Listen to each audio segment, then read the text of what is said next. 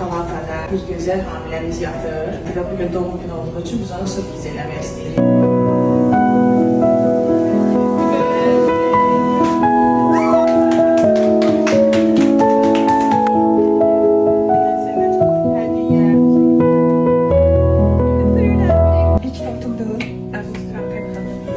Çok sağ olun, hamıza teşekkür ederim. Ben hiç belirtmedim ki o xəstəxanada istəyirəm özümü.